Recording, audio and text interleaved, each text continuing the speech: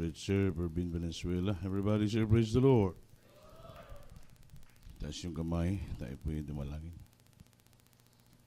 Opo, dakilang Diyos, Panginoon, maraming salamat sa dakilang pagkataon, kalubos sa amin sa umagang ito, na kami ay gidala muli, itipon mo kami sa bahay sambahan upang kami po ay maghalad sakripisyo nga mapagsamba sa iyo. Hanggang magdamag nga magsamba, Lord. Salamat sa iyong presensya nga mo naramdaman, malapay sa mga patutuo na pakinggan man namin sa aming mga mahal kapatid, malapay noon sa mga obligasyon namin para sa iyong gawain, sa mapagbibigay, lahat malapay noon sa lawitin sa mga choir, yung inihugan, presensya mo naraptabat, malapay noon sa mga oras na to, sa pag-isip salita, langisan mabanglingkod mo, alisin mo lang, gawa ng kaaway, kakapoy, pagod, antok, alisin mo sa aming kalagitnaan ngayon dayon, sa pangalan ni Jesus. Jesus' name. The dalangin propita in Jesus' name. Everybody say, praise the Lord. Praise the Lord. Una sa lahat, ang pinakamataas na pagbuburi, pagsamba, pagluwalhati, alang lamang sa atong pinakamahal na Panginoon. O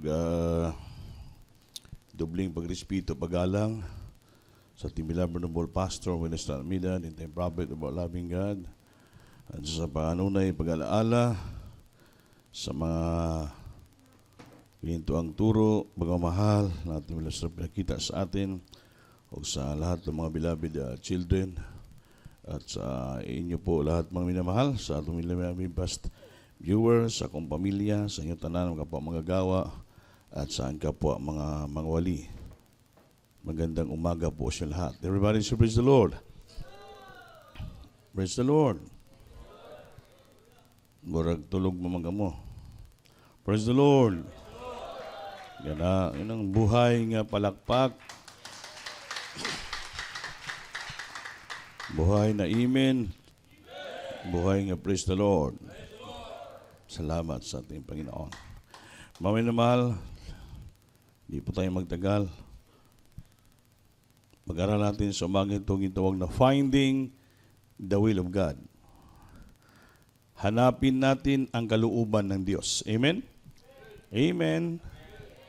Finding the will of God. Maghanap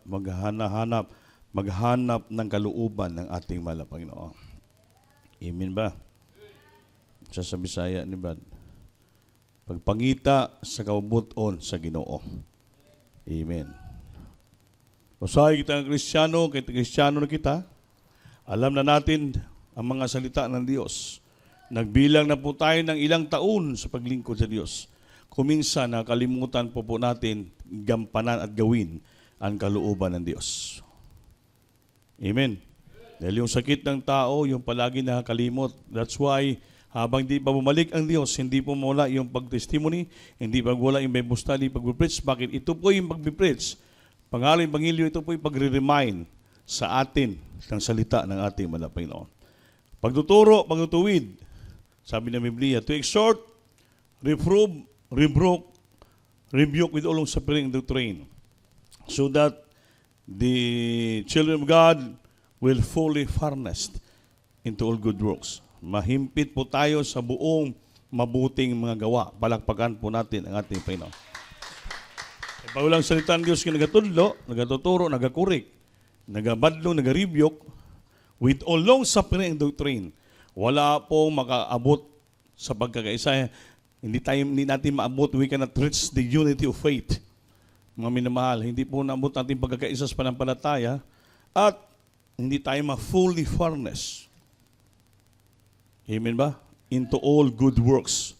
Kaya minsan may mga patutuo tayo, narinig natin, mga pinapalo ng Diyos, mga napalalahanan sila.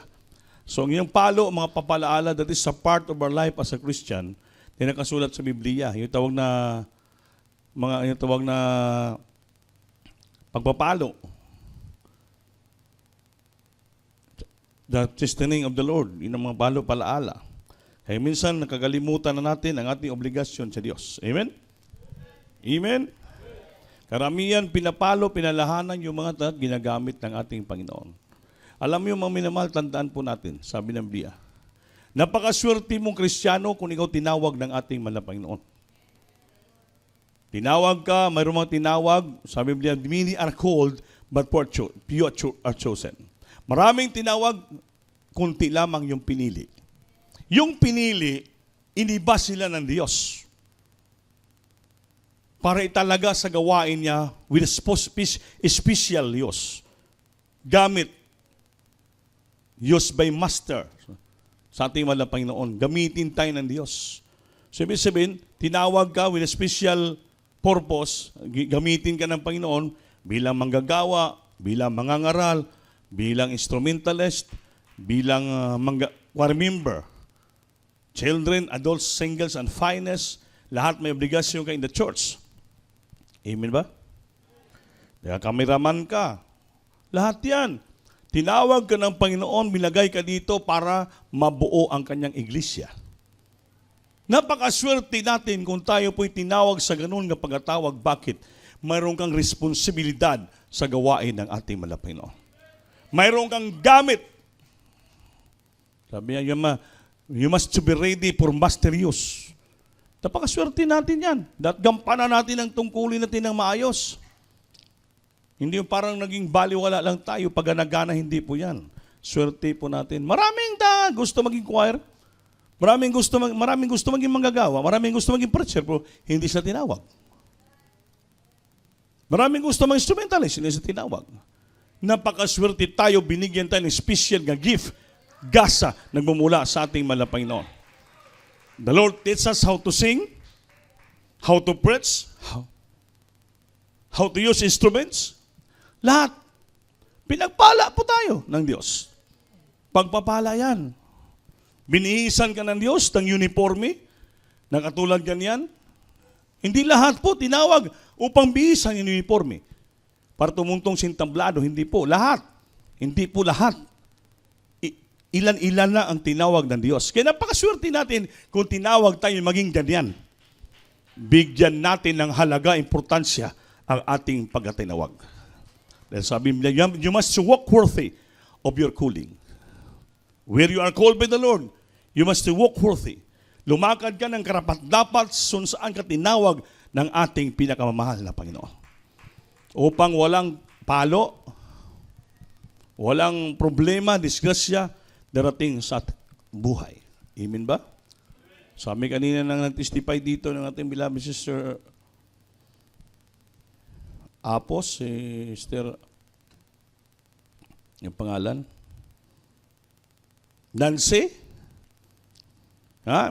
May asawa na siya.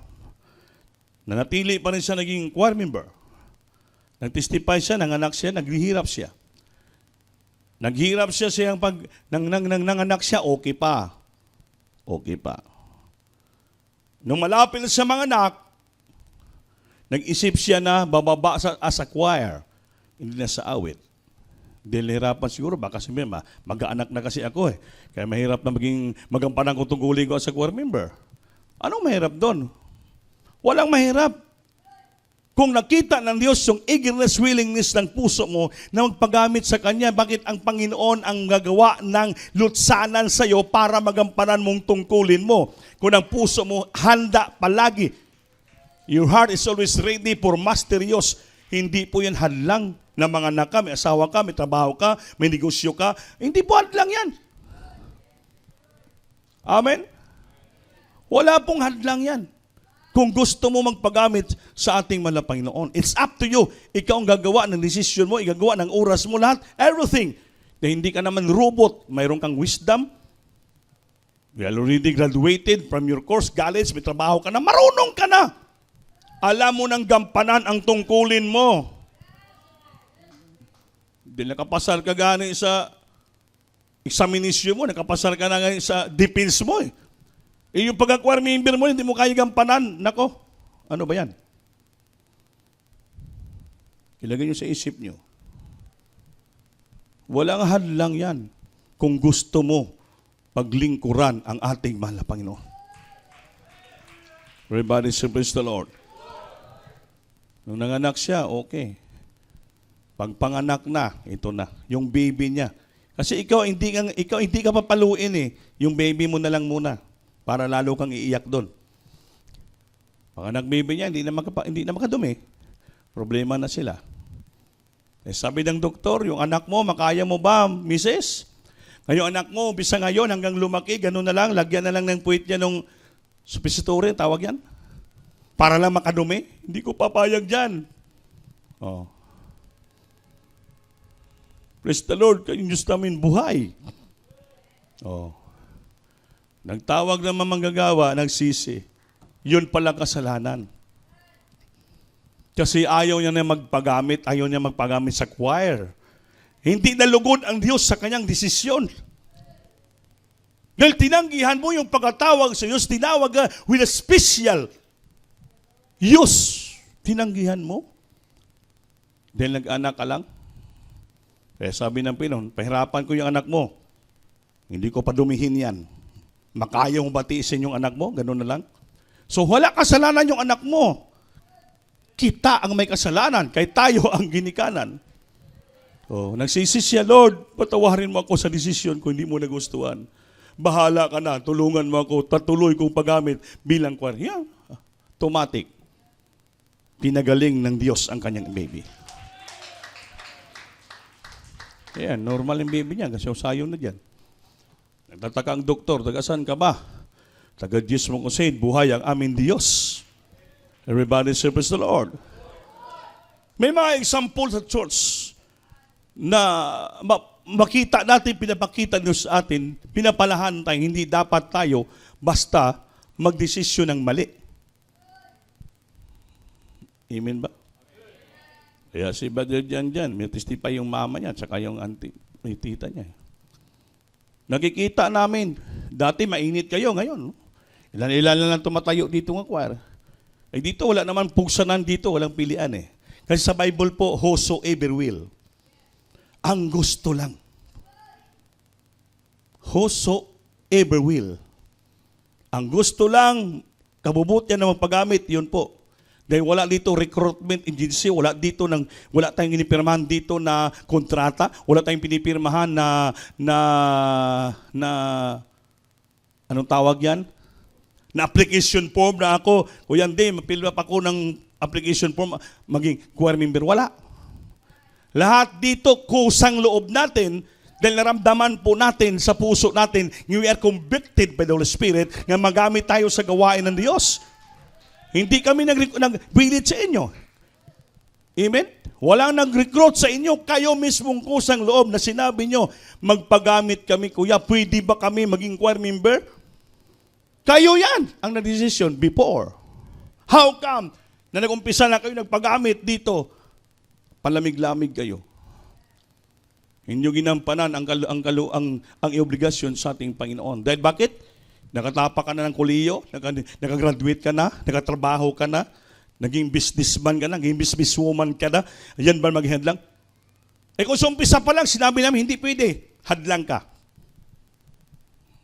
Wala. Kay bakit ang paglingkod sa Diyos ay kailangan kusang loob yan. Sabi mo, whosoever will come. Ganun po yun. Hindi parang napipilitan ka lang, walang napipilit sa iyo dito. Kusang loob mo yan. Kaya wala magpipigil. Kaya magsabi, hindi kami magpipigil sa inyo. Bakit? Inyo yan. Bahala ng Diyos sa inyo dahil kayo po sa umpisa nagkaroon ng agreement sa Panginoon. Wala kayong ipinpirmahan ng agreement contract sa amin, sa Diyos ka nagipag-agree. Kaya Diyos lang bahala sa inyo. Ayan ang nangyari. May mga paalaala. Hindi na dadalo. Dahil nahiya. Walang problema. Isang dumating ka pa dito ng closing prayer na lang, nakita ng Diyos yung puso mo, you are willing and eager to worship Him. Amen? Sa'yo yan. Busy ka, galing sa trabaho, galing sa opisina, galing sa eskwela, dala yung uniforme mo. After from your work, sa school, dala, takbo ka, habol ka ng oras sa kailangan. Pagdating ng time ng oras sa kantang single square, dito ka na, dala mo yung uniforme mo. You must bear it in your mind. Katulad ngayon, kakanta kayo mga single choir. Maraming choir member dito. Mga singles ko at cute kayo, hindi kayo nag-uniforme ng puti, hindi kayo makakanta. Negligence of duty yan. Kasalanan yan. Hindi nyo ba alam? Negligence of duty. Alam nyo nga kakanta kayo ngayon.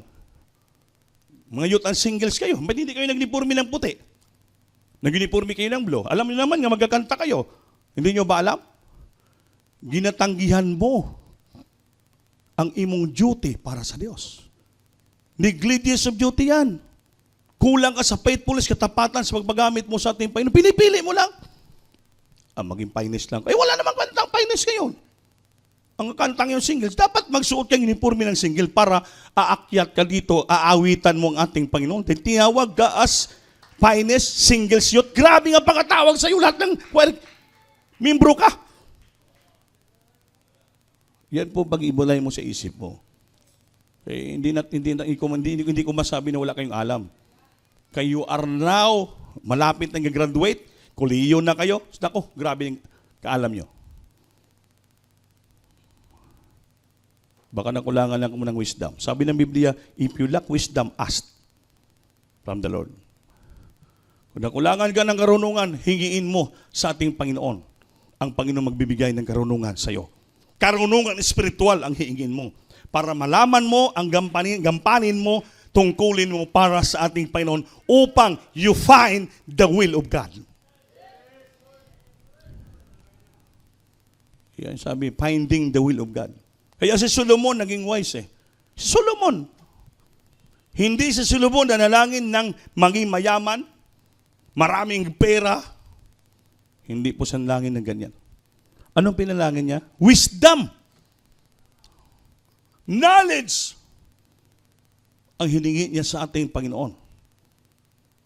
To rule His people in His kingdom. Kaya anong nangyari? Natutuwa, nalugod ang Diyos kay Solomon. Sabi ng anghel, Solomon, sabi ng Panginoon sa kanya, hindi ka humingi ng pera para yumaman. Aron tingalaan ka ng buong bansa sa buong daigdig. Ang hiningi mo sa akin karunungan at kaalam.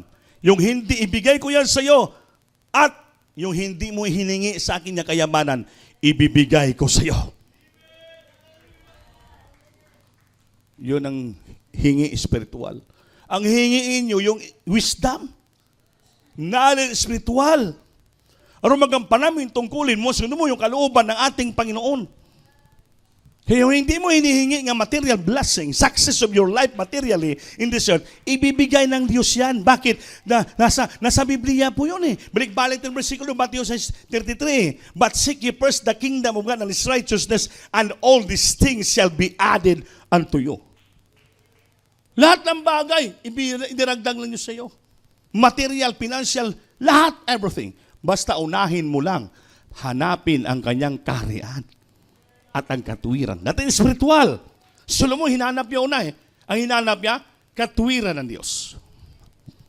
Hinanap niya ng kingdom of God.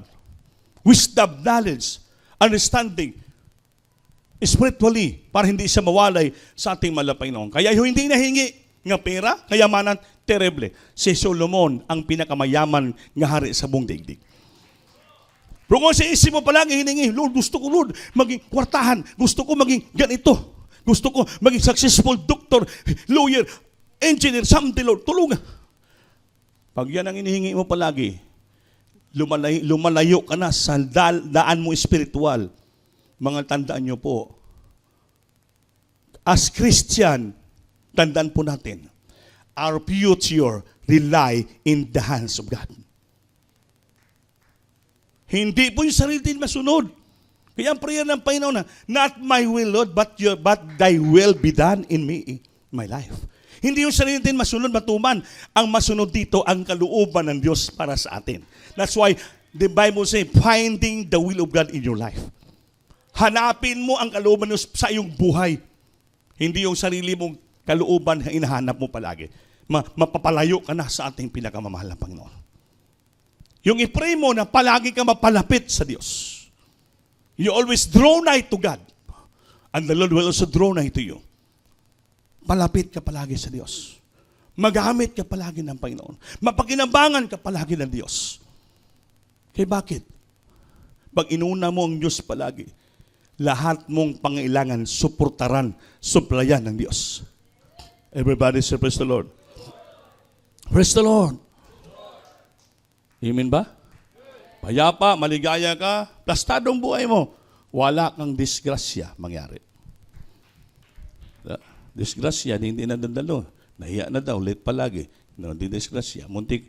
Kaya kung naputol yung tiil, paano yon? Kaya ang sabi ko sa preaching, huwag nyo hintayin maputol yung daliri nyo. Huwag nyo hintayin maputol yung paa mo kasi ka na magpakainit. Kaya dati yung preaching last Wednesday dito eh. May isang adult square eh. Adult square, gusto mong pauwi, magkanta.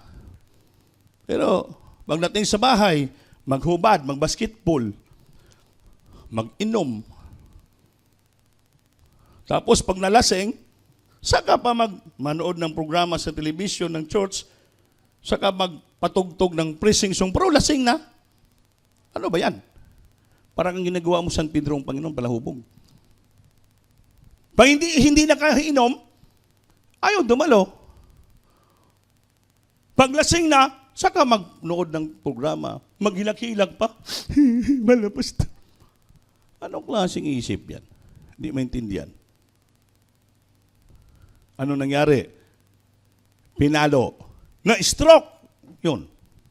Lubag yung bunganga, pati kamay. Kaya sabi ko, nadisturbo ako eh. Dahil alas 2 mali araw, alas 11, alas 12, sige panawag, ring cellphone ko. Kaya ginaatake. Hindi nakahinga. Oh. Malali. Mangako na ako sa Panginoon.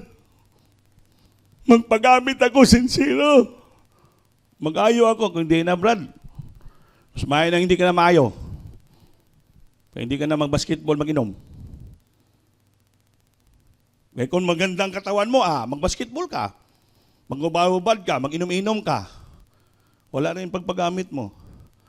So hanggang ngayon, linigtas pa rin ng Diyos. Pinagaling siya ng mga 80% lang.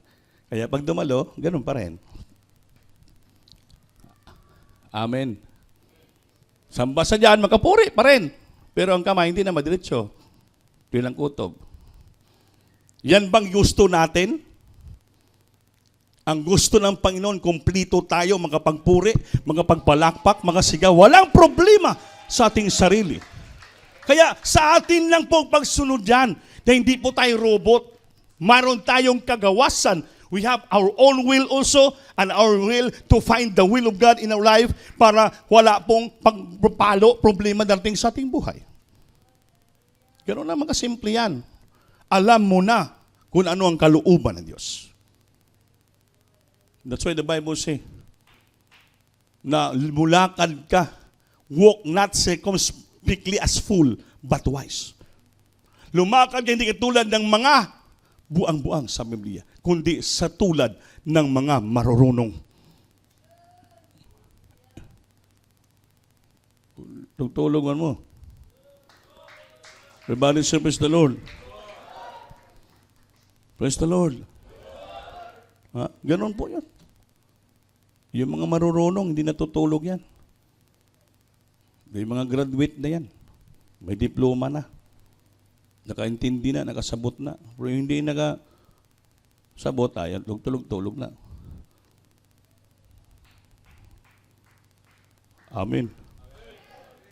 Kaya sabi ng kasultian one word is enough for a wise man Pag marunong ang tao, isang salita lang, alam niya na. Ay siyempre, sa Bible, ang mga mangmang, maraming istorya yan. Pero kung marunong ka, isang salita lang, alam mo na. Alam mo na gampanan yung tungkulin mo. Alam mo na paano ipalakpak yung kamay mo. Alam mo na paano isinggit ng pristaluloy ang bibig mo.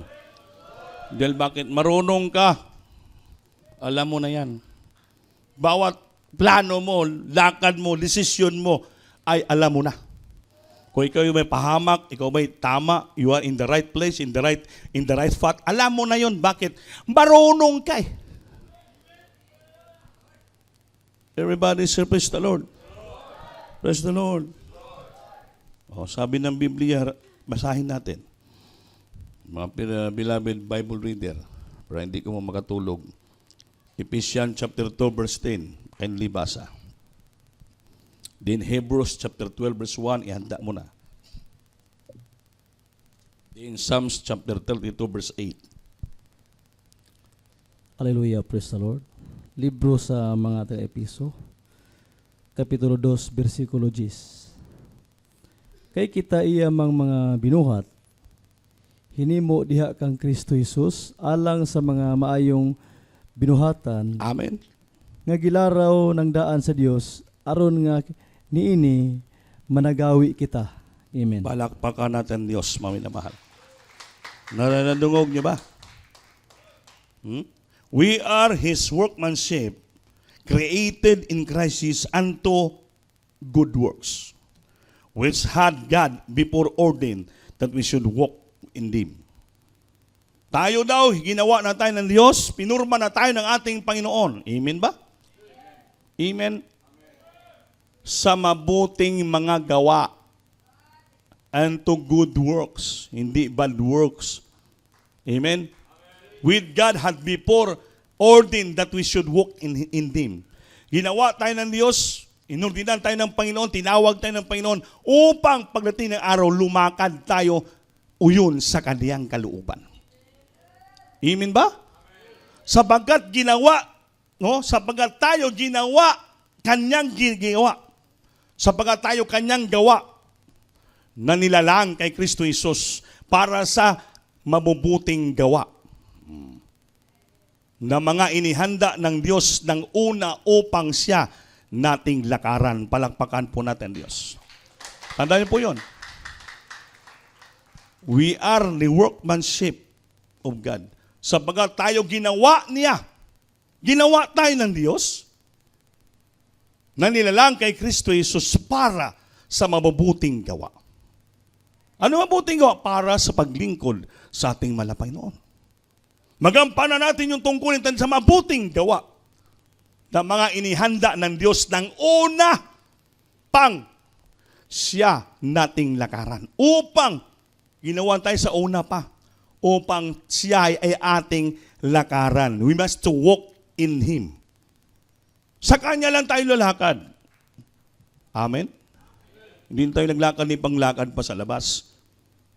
Kundi sa Kanya ka lang lalakad. Sa una pang panahon, ginawa tayo na, hinihanda na tayo ng Diyos ng una upang siya nating lakaran. So wala na tayo ibang landasin nga daan lakaran, kundi ang pagsunod lang palagi sa kalooban ng ating Panginoon. Everybody say praise the Lord. Hindi tayo ginawa ng Diyos Hindi tayo ginawa ng Diyos para sa masamang gawa. Lahat tayo ginawa ng Diyos para sa mabubuting gawa. Gumawa tayo ng mabuti sa Kanyang kalooban. Gumawa tayo ng mabuti para sa Kanyang kaluwalhatian. Gumawa tayo ng mabuti para sa magpalugod sa Kanya. Gumawa tayo ng mabuti para upang tayo maging mabuti at upang matanggap natin yung mabuting pagpapala na gumula sa ating Panginoon. Walang masama darating sa ating buhay. Amen ba? Walang palo, walang dating disgrasya, walang masama. Di tinawag tayo na lumakad sa Kanya sa mabuting gawa. Palakpakan po natin ang ating Panginoon. Everybody say praise the Lord. Pagibasa, Hebrews 12:1. Kahit pa tayo napalibutan ng makapal na ulap ng mga pagsubok niyan,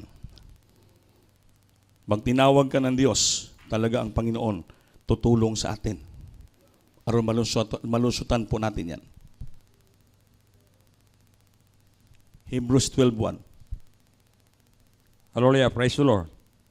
Hebreanong Kapitulo 12, versikulo 1. Hallelujah, praise the Lord.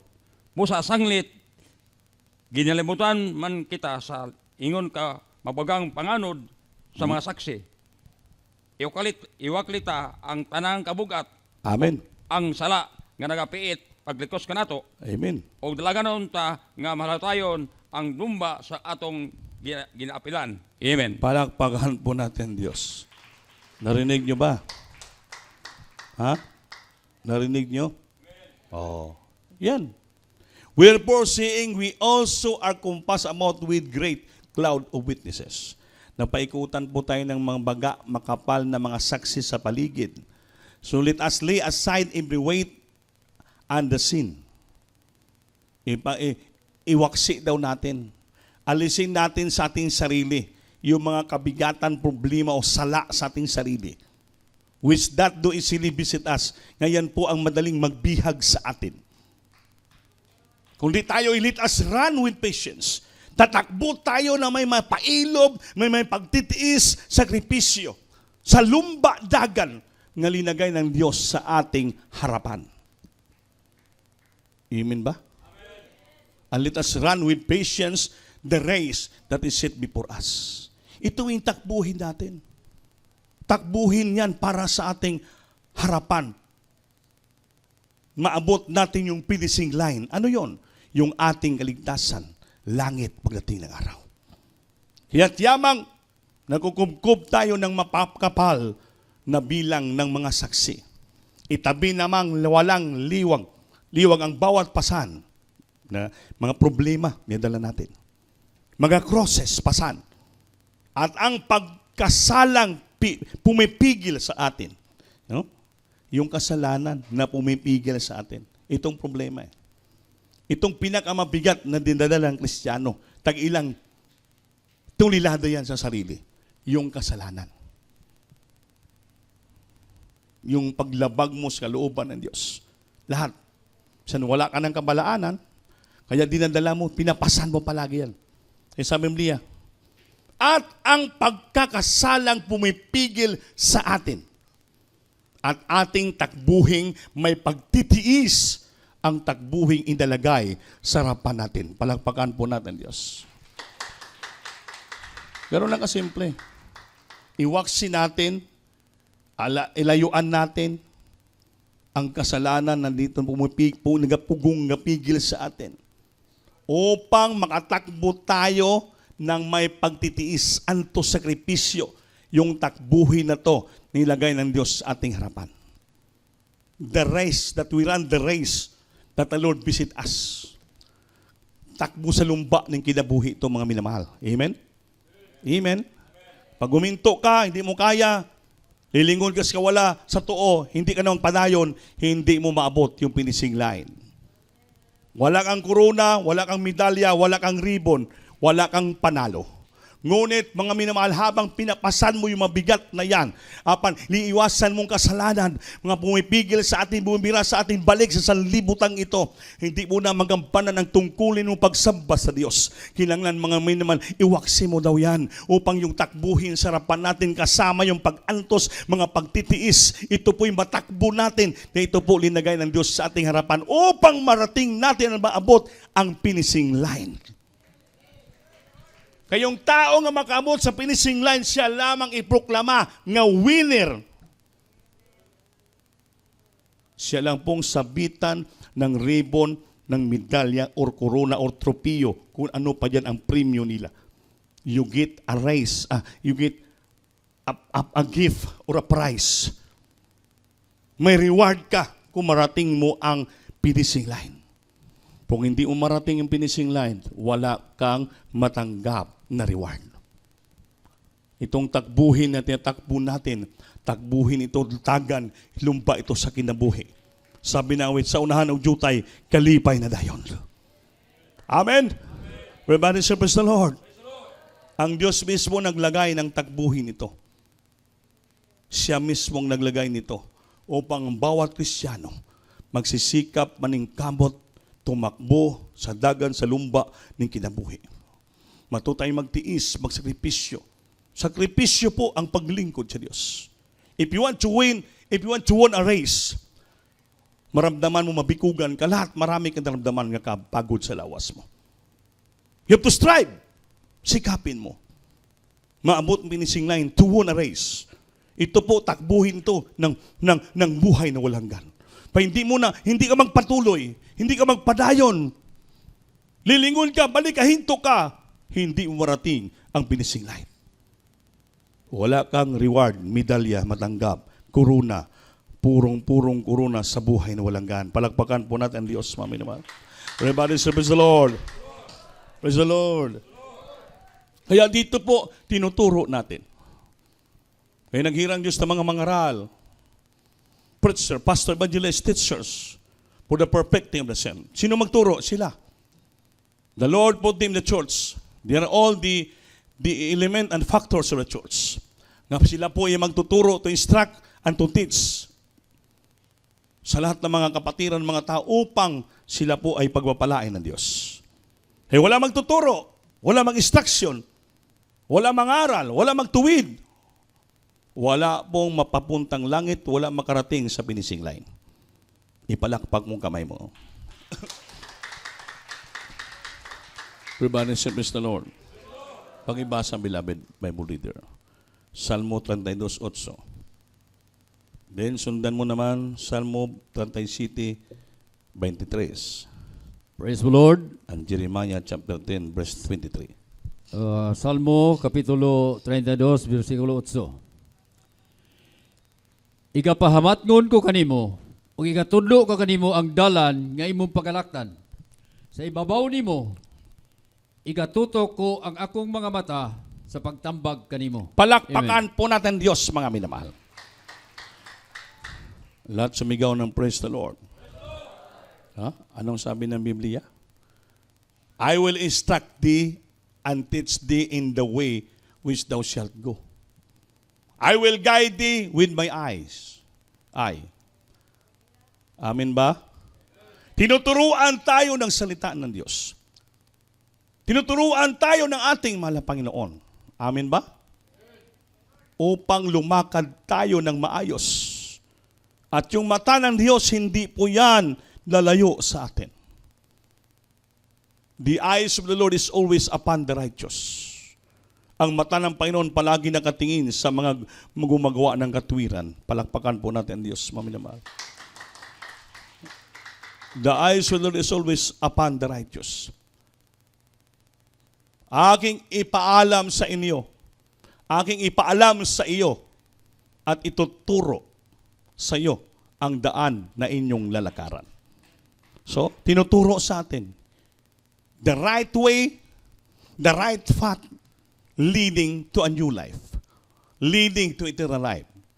Tinuturo sa atin ng ating Panginoon by means of the Bible, by means sa lugwa magawa sa bibig ng mga preachers.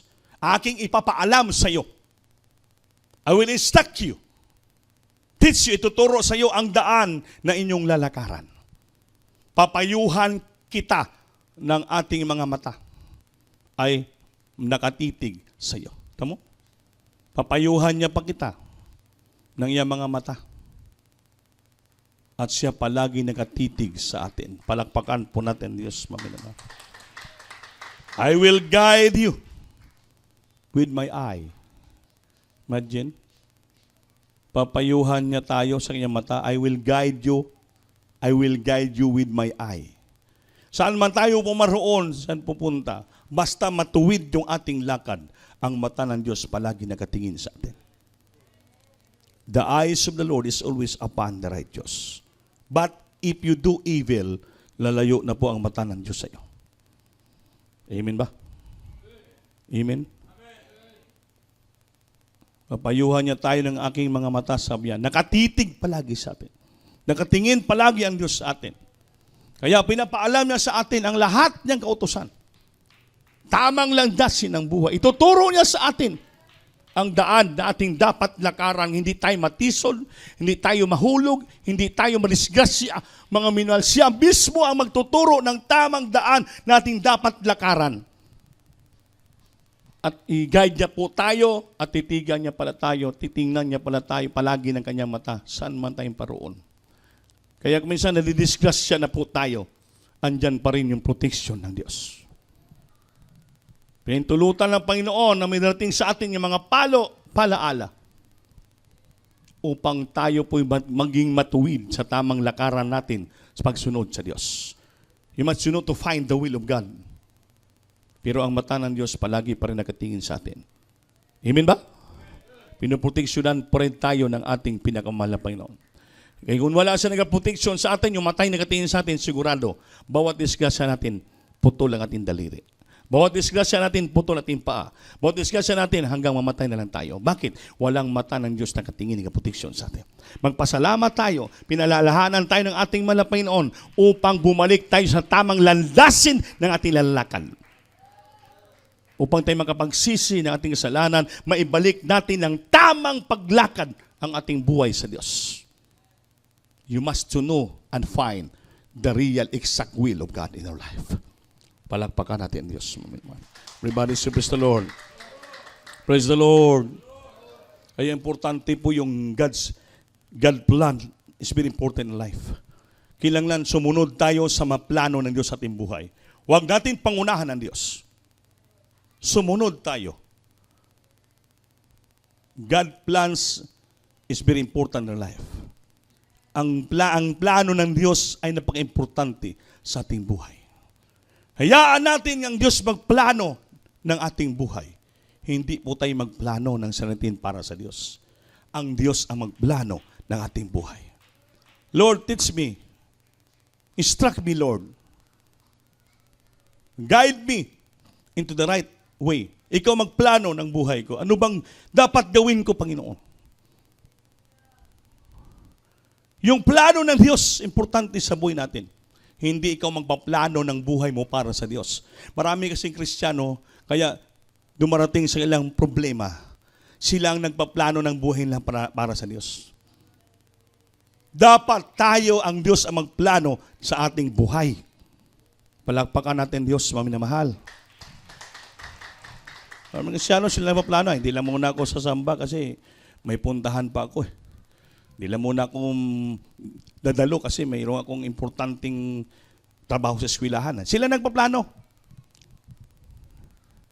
Kaya, ang nangyari, diskasya. Pero kung ikaw, ang Diyos nagplano sa iyo, sigurado hindi ka madisgrasya. Bakit? Sumusunod ka sa kanyang kalooban.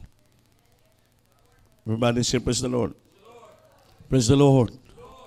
Kaya siya nagtuturo sa atin. Saan itong binasa? Aking ipaalam sa iyo. I will instruct you and I teach you in the way which thou shalt go. I will guide thee with my eye. Aking ipaalam sa iyo at ituturo sa iyo ang daan na iyong lalakaran. Amen? Papayuhan kita na ang aking mga mata ay nakatitig sa iyo. Singgit, hallelujah. Amen. Singgit, hallelujah. Tulog naman si Saudi. Oh, wala na si Saudi nakasinggit. Tulog na. Nasaan na to si Saudi? Umuwi na sa Saudi. Everybody say, praise the Lord. Praise the Lord. Praise the Lord. Ha? Anong sabi ng Jeremiah 10:23? O Lord, I know that the way of man is not in himself. It is not in a man that walketh to direct his steps. Basa ko ng Biblia. Hindi bad. Anong sabi nito? O Lord, sabi, I know that the way of a man is not in himself. Maliwanag itong Biblia, Jeremiah 10:23, pakibasa.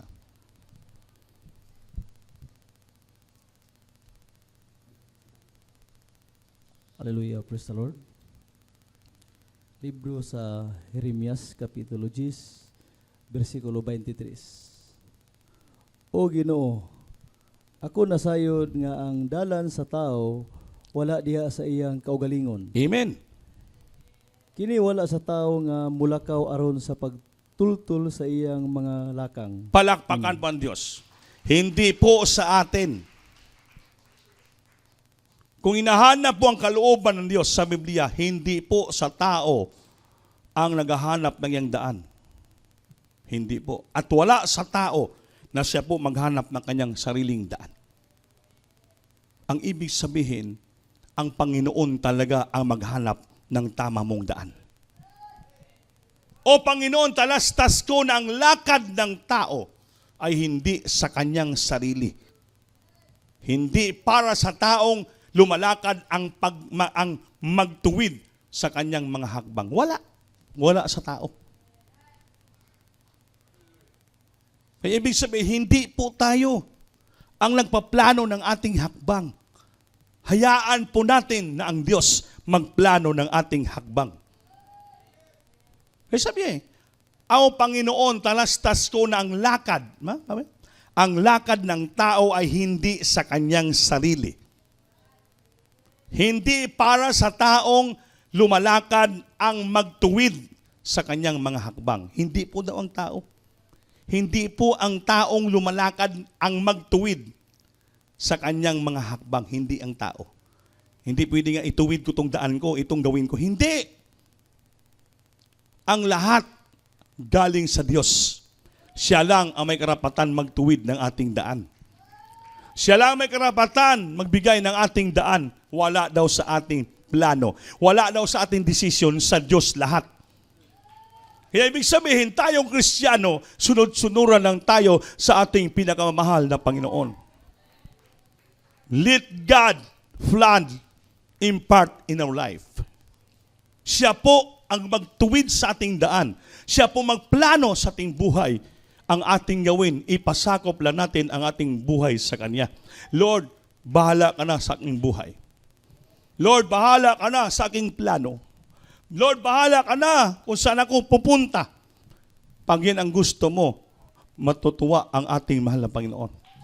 Kaya sabi ng Biblia acknowledge Him first and He shall direct thy path. Unahin mo, acknowledge ang Panginoon. Pagising mo sa umaga, magpuri ka na sa Kanya. You have to acknowledge Him first and He shall direct thy path. Siyang mag-guide sa iyo, mag-direct ng iyong daanan sa araw na yon para ikaw maging matagumpay. Maging success ka sa araw to ng iyong work at on your job, whatever you go, do, ang Diyos mag-direct ng iyong lalakaran. Dahil bakit? Una sa lahat, binigay mo na sa Kanya ang lakad mo, ang plano mo, siya na lahat. Tandaan po natin, nababagsak ang Kristiyano, nadidisgrasya ang Kristiyano, napapalo ang Kristiyano, minsan naging walang kabuluhan yung ating mga plano. Bakit? Pinapangunahan palagi natin Diyos. Tayo urorada, bigla-bigla tayo ng mga tao. Pagdating sa dulo ay pa magsisi, ulahin na, mamila. Dapat before you decide yourself, before you make a plan for yourself, isipin mo muna nga may Diyos tayo na pinaglingkuran ng buhay. Nga sabi ng Biblia, siya ang nagaplastar ng ating buhay. Siya ang nagatuwid ng ating hakbang. Siya ang nagbigay ng ating lakaran. Siya ang lahat, hindi po tayo. Yan ang sa Biblia. He is the one who give us the right and proper way ng ating lalakaran. So kitang Kristiyano, hinahanap natin ang ang kalooban ng Diyos. We have to find the will of God in our life. Hanapin palagi natin ang kalooban ng Diyos. Sambahin natin siya palagi. Purihin natin siya palagi. Magpakabanal palagi tayo. Gampan natin tungkulin natin. Iayos natin ang pagpagamit natin. That is finding the will of God. Hindi po tayong gagawa ng plano sa ating sarili. Huwag nating baliin ang salita ng Diyos. Huwag natin kontrahin ang salita ng Diyos. Tayo pa'y sunod-sunuran lamang sa Panginoon. Tulad ng mga great men sa Bible, mga propita, nung tinawag ng Diyos, wala sila ibang sagot. Ang sagot na, "Here I am, Lord." Lahat nilang sagot. Si Moses tinawag, "Here I am, Lord." Si Abraham tinawag, "Here I am, Lord." Si Isaiah tinawag, "Lord, here I am, Lord." Wala silang ibang sinagot, kundi, "Nandito lang kami, mahal na Panginoon. We are willing to do thy will, Lord." Sunod-sunuran lang kami sa iyo. Wala sila ibang salita. Wala sa ibang question, kundi ang sagot nila, isa lang lahat. "Here I am, Lord. I am willing to do thy will, Lord." Bisan mahirap, ginagawa nila, ginagampanan nila. Si Noah, tinawag Diyos, "Noah, gagawa ka ng arka." "Here I am, Lord." "Yes, Lord." Si Abraham, punta ka sa bukid mo na, "Yes, I am. Yes, I am here, Lord. Yes, I am, Lord." Lahat sila, mahirap ang pinapagawa silang Diyos ng kalooban, pero lahat sila hindi tumanggi. Wala silang salita. Ang Kristiyano, ang tao ay maraming supak, Lord, maraming alibay, maraming reklamo, maraming mga patalastas sa buhay. Ay, hindi ako pwede, Lord, karon kasi ganito, busy ako. Hindi muna ako magano kay ganito, may trabaho ako. Hindi. Yan po ang Kristiyano. Pero ang mga tao sa Biblia, tinawag sa great men and heroes sa Bible, wala sila ibang sagot. Ang sagot nila pare-parehas ni Opo, Ginoo. Here I am, Lord. Kaya sila, pagdating sa dulo, nakita nilang proteksyon, pagpapala ng Diyos sa buhay nila. Bagamat napakahirap yung pinapagawa ng Diyos, ngunit sumunod sila sa dulo, linigtas sila ng ating mahal na Panginoon. Walang napahamak, walang nadisgrasya. Bakit? Lahat sila sumunod sa ating pinakamahal na Panginoon. Everybody say praise the Lord. Everybody say praise the Lord. Ulitin ko po magbasa. O Panginoon, talastas ko ng lakad ng tao ay hindi sa kanyang sarili. Hindi para sa taong lumalakad ang magtuwid ng kanyang mga hakbang. Wala po tayo. Zero tayo sa harapan ng Diyos. Siya po ang gagawa ng ating daan. At siya po ang magpaplano ng ating sarili. Sunod-sunuran lang tayo sa ating Panginoon. Pag sabing palakpak, palakpak tayo. Pag sabing singgit, haleluya, singgit tayo. Wala tayong magawa. Hindi tayong gumagawa ng ating lakad. Wala sa ating sarili ang ating lakad. Ang Diyos ang nagtuturo sa atin upang tayo lumakad sa Kanya. Ang Diyos ang nagtuturo sa atin, nagpapaalaala sa atin upang matuwid ang dinadaan natin para sa Kanya. Pag you submit yourself to God, siya na pong bahala sa iyo. Kaya ang number one nating gawin, mga kapatid, magkaigsuunan, trust in the Lord.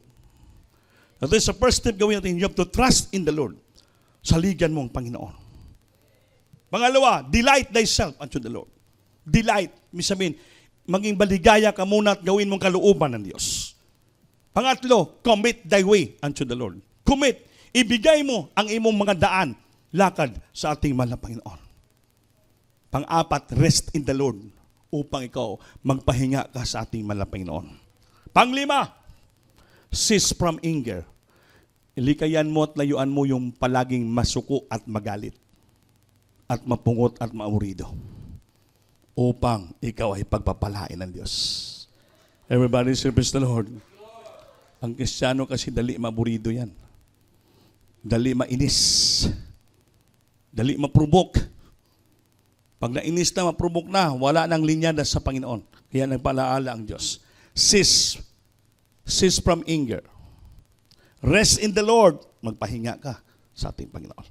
Commit the way unto the Lord. I-commit natin, ibigay natin ating mga plano, lakad sa Panginoon. Delight thyself unto the Lord. Maging batuwa at maging maligaya muna tayo at linipayon natin ang ating mahal na Panginoon. Then, number one, trust in the Lord. Upang lahat tayo mahanap natin ang tunay na kalooban ng ating mahal na Panginoon. Habang tayo maawit, mga minamahal, tos puso tayong mag-awit, magpuri sa Diyos. Dahil yan pong kalooban niya. Hinahanap natin ang kalooban ng Diyos sa ating sarili. Dahil yung ating mga plano hindi po sa ating sarili, wala sa atin. Sumusunod lang tayo kung anong kalooban ng Diyos para sa ating buhay. You have to find really the will of God. Hanapin natin ang totoong kalooban ng Diyos sa ating buhay. Alam natin yan. Sunod-sunuran lang tayo sa Panginoon. Hindi po ang ating sarili ang masunod, kundi ang Diyos sa ating buhay. Di wala tayong plano nga atin. Wala sa tao nga sa lumakad sa kanyang sarili. At hindi sa tao ang siyang gagawa ng kanyang matuwid na daan, kundi sa ating Panginoon. Diyos, naririto ako, papuri at pagsambay, naawit ko sa iyo, Aking Diyos, Ikaw ang buhay ko. Ang nais ko'y laging madama ang init ng pag-iba yung kamot.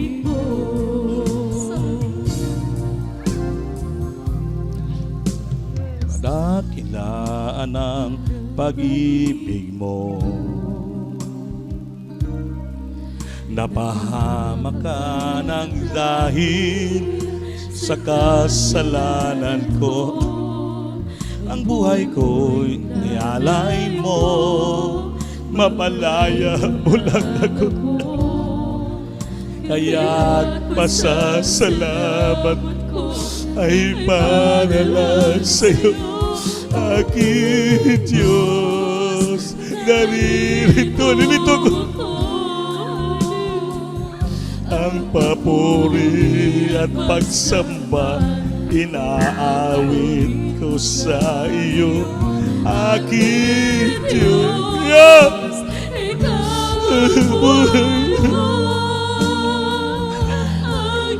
Nais ko'y laging madama ang init na pag-ibig mo, aking Diyos. Naririto kami, Lord. Papuri, masama, naawit ko sa iyo, aking Diyos. Ikaw ang buhay ko. So Nais ko'y laging madama ang init na pag-ibig mo. Hallelujah. Laan ang pag-ibig mo. Magkalang dahil sa kasalanan ko, ang buhay ko'y inalay mo, mapalayan ako. Singgit, hallelujah. Kaya't masasalamat Buga ang puso mo. ay para lang sa'yo. Thank God, Ginoo. Diyos, sa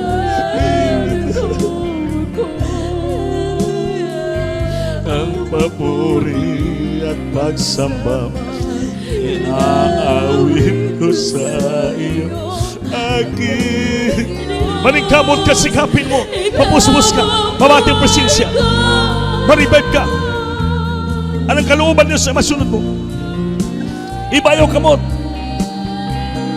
singgit ka, buga ang puso mo, pambanang ang presensya.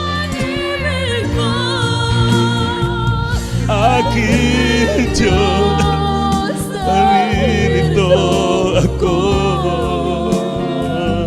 Ang papuri at pagsamba, inaawit ko sa iyo, aking Diyos. Ikaw ang buhay ko, ang nais ko laging madama ang init na pag-ibig. Ang init.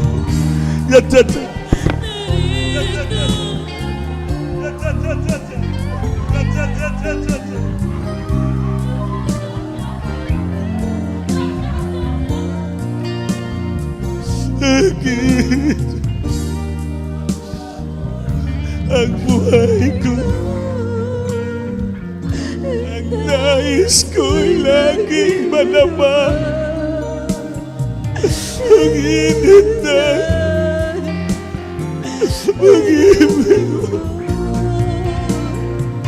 aking Diyos.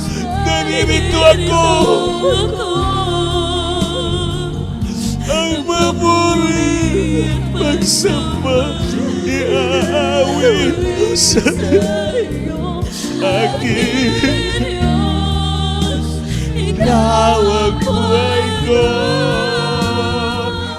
Ang nais ko'y laging madama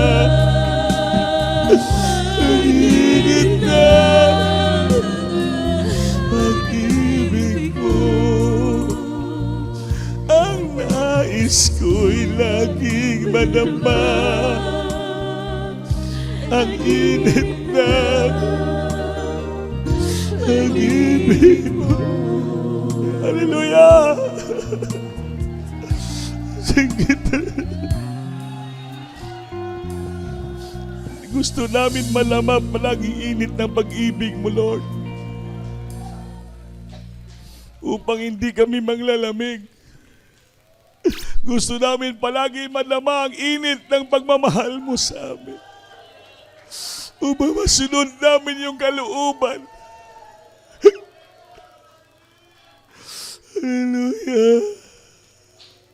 Minsan nakulangan na kami ng dama ng init ng pag-ibig mo, Lord. Kaya tulungan mo kami, Lord, na palagi namin madama ang init ng pag-ibig mo.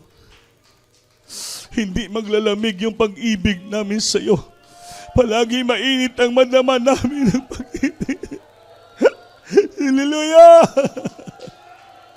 Hallelujah! Jesus! Jesus! I love you, Jesus! Hallelujah! Salamat, Lord. Ipadamo mo palagi sa amin ang init ng pag-ibig mo upang maging mainit palagi kami na magmahal sa iyo at maglingkod sa iyo. Itaas ang kamay niyo, mga binamahal. Samtang nadama natin ang init ng pag-ibig ng Diyos, kausapin natin ang Panginoon. Kausapin natin siya. You have to talk to Him heartily from our heart. Saan tayo nagkulang, nagkasala, nagkamali. Kung minsan hindi na pong kalooban ng Diyos ang ating nahanap. Magsisit tayo at ibalik natin una ating pag-ibig sa ating Panginoon. Hallelujah, Jesus. Opo, dakilang Diyos, maraming salamat sa dakilang pagkataong magloob mo sa amin, Lord. Di man kami karapat dapat tumawag sa iyong banal nga pangalan at sumamba sa iyo. Dahil kung minsan po, nasumpungan mo kami na palayo na kami sa iyong kalooban. Ayun sa oras, so salamat sa mga salita mo naggising sa amin, nagturo sa amin, Lord, nga hanapin namin palagi ang iyong kalooban, mahal na Panginoon. Nabangi kami, Lord, masunod namin yung kamubuton, mahal na Panginoon. Maging mainit ang among pag-ibig namin sa iyo, mahal na Panginoon. Tulungan mo kami makasunod sa iyo. Hallelujah. Palanginan mo kami tanan, Panginoon, sa matirang na bagay, Lord, sa mga pastor in the name of Jesus. Singgit. Hallelujah. Rin ka, mahal na Panginoon. Patong gamay sa ulo niyo, maminamahal. Lahat tayo mag-rebuke ng pa authority. Opo, dakilang Diyos, sa babang kapangyarihan mo sa aming kalagitnaan sa umagang ito. Pagpalain mo kami ng lubusan ng Diyos sa lunat ng langit ng propeta. Minsanan pa ulit kami ng hangyo sa Lord. In the name of Jesus, bandungan nyo. I bind up darkness, demons, infirmity, sickness, and diseases. Cast out from the children. In the might of Jesus, be healed, be healed. Be healed of the problems. Bless thy children, financially, bless them so much, Lord. Financially great, bless them, Lord. Hallelujah. In the might of Jesus. Hallelujah. Receive healing promise in the might of Jesus. Amen. Praise the Lord. Everybody say praise the Lord. Lahat tayo tumayo, mga mahal. Taas yung kamay. Lahat tayo ay sumigaw ng 3 beses malakas. Hallelujah, praise the Lord. Hallelujah, praise the Lord. Hallelujah, praise the Lord. Hallelujah, praise the Lord. Salamat sa Panginoon.